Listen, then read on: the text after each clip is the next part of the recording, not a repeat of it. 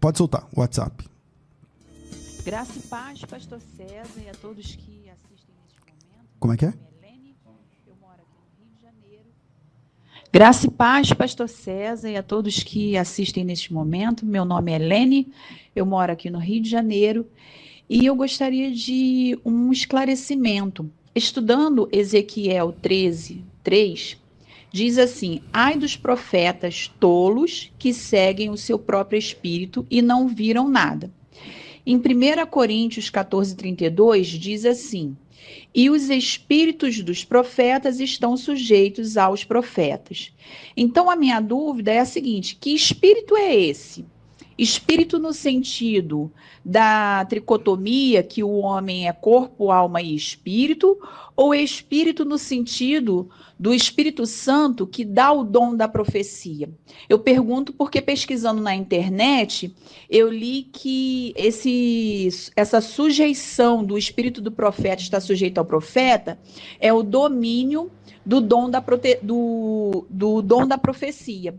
Por gentileza, se puder me esclarecer, eu agradeço. Graça e paz, uma boa tarde a todos. Ótima pergunta. Aliás, obrigado, gente. Vocês estão fazendo do Crescendo na Fé um programaço. Não é de hoje, não. Dia a dia, porque as perguntas estão sendo cada vez mais inteligentes. E isso força, né? A mim e aos meus convidados aqui a sempre estar mais preparado, né? De vez em quando a gente nem tem a resposta. Falar, isso aí eu não sei, vou estudar e vou trazer para você. E nunca foi vergonha para mim dizer isso, tá?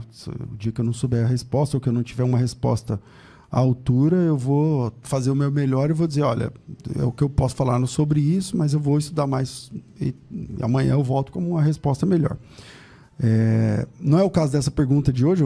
Essa pergunta eu tenho segurança para respondê-la, mas é uma pergunta muito boa, muito importante. A Leni, ela falou, né? Ela é do Rio de Janeiro e eu vi que o Rio de Janeiro tá só a graça de Deus, né? De ontem para cá, tá só Deus para ter misericórdia, né? Que Deus tenha misericórdia aí dos meus irmãos e daqueles que não são meus irmãos, né? Mas que estão aí no Rio de Janeiro. Um risco muito grande. Vamos lá. Ezequiel 13 fala o seguinte: filho do homem, profetiza contra os profetas de Israel que, profetizando, exprimem, como dizes, o que lhes vem do coração. Ouvi a palavra de Deus.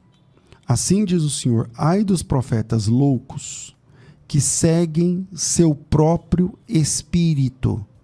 Que seguem seu próprio espírito, sem nada terem visto.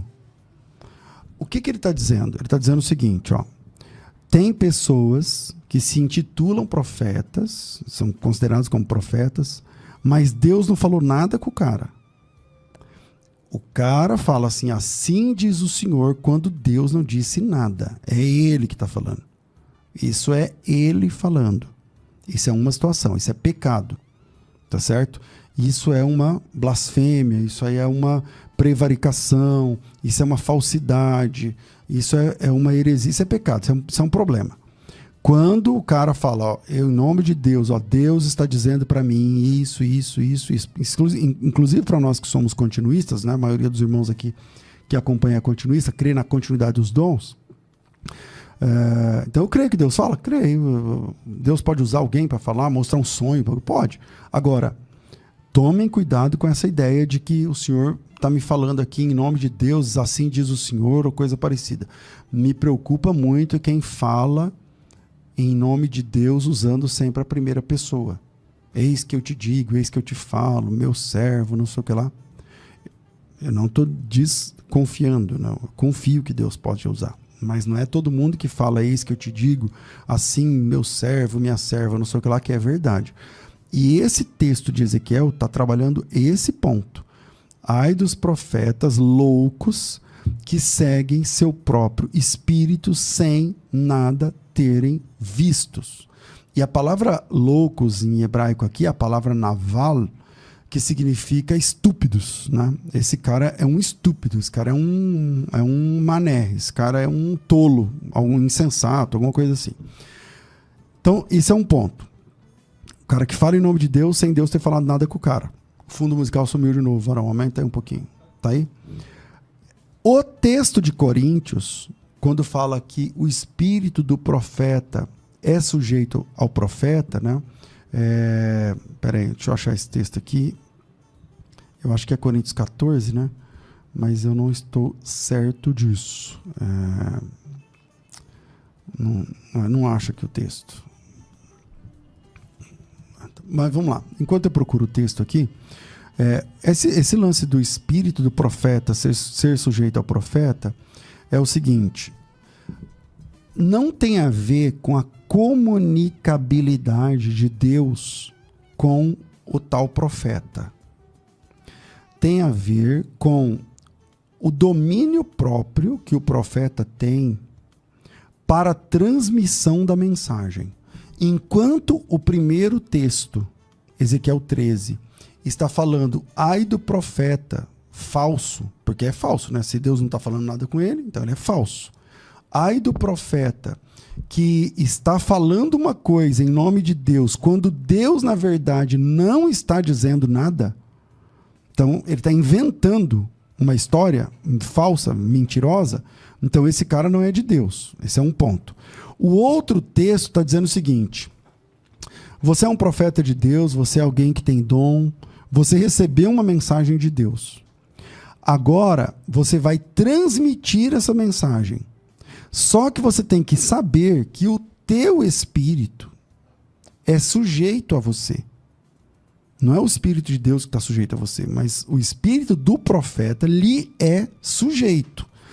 Isso significa que Deus, quando usa alguém, essa pessoa não entra em transe. Essa pessoa, Deus, ele não há uma possessão mediúnica onde as faculdades mentais que eu tenho, o controle mental, emocional, espiritual que eu tenho, sai de cena e entra Deus na minha vida, e agora é Deus falando, é Deus pegando, Deus está usando meu corpo. Não. Isto não acontece. O espírito do profeta é sujeito ao profeta. Por exemplo, estamos no culto aqui. Por exemplo, Deus me dá uma palavra sobre a vida do Cláudio. Eu posso fazer como alguns irmãos fazem, né? E levantar falando em línguas, eis que eu te digo, meu servo, faça isso, tal coisa. E pode ser que a mensagem seja verdadeira. Mas eu também posso receber essa mensagem e depois que terminar o culto, falar assim: ô Cláudio, você pode tomar um café comigo? Posso, pastor, por quê? Não, porque Deus me deu uma palavra sobre você e eu não sei, eu sonhei, Deus me mostrou, eu estava orando por você e eu senti um direcionamento para te falar o seguinte: ó, toma cuidado com isso, isso e isso. Ou então Deus falou isso. Beleza, e aí eu posso fazer isso na cafeteria, depois do culto, no carro, em qualquer lugar, na casa, na varanda, numa casinha de sapé, igual a música.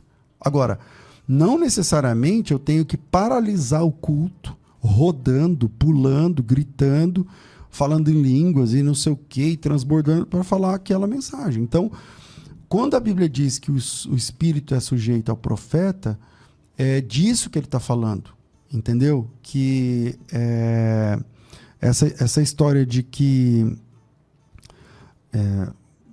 a pessoa tem que parar tudo ali e tal, porque ele recebeu uma mensagem. Veja, no texto que Paulo escreve aos Coríntios, na necessidade de ordem do culto, cada um recebeu uma mensagem. Um tem salmo, outro tem profecia, outro tem dom, outro tem língua, não lembro agora tal. O louvor, né, que é o salmo. Faça isso, cada um por sua vez. Que haja ordem, decência, né? Sempre ele fala sobre decência e ordem, né? O último versículo do capítulo fala: procurem com zelo os melhores dons, procurai com zelo, meus irmãos, procurai com zelo o dom de profetizar. Não proíbam os que falam em línguas, mas que tudo isso seja feito com decência e com ordem, tá certo? É basicamente isso, verso 37. Se alguém se considera profeta ou espiritual, reconheça ser mandamento do Senhor o que eu estou dizendo, tá? Então, é sobre isso. Então, um texto de Ezequiel, o profeta não viu nada, Deus não falou nada com ele, mas ele está passando uma mensagem falsa para a igreja. Para a igreja não, para alguém. Esse é um falso profeta. No texto de Coríntios, texto que eu procurei aqui e não achei enquanto eu estava falando,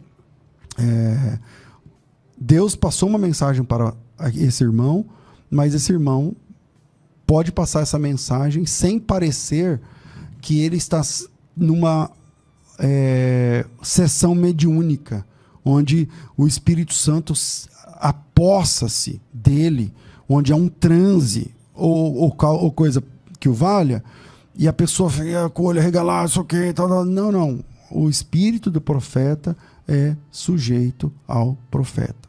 Beleza?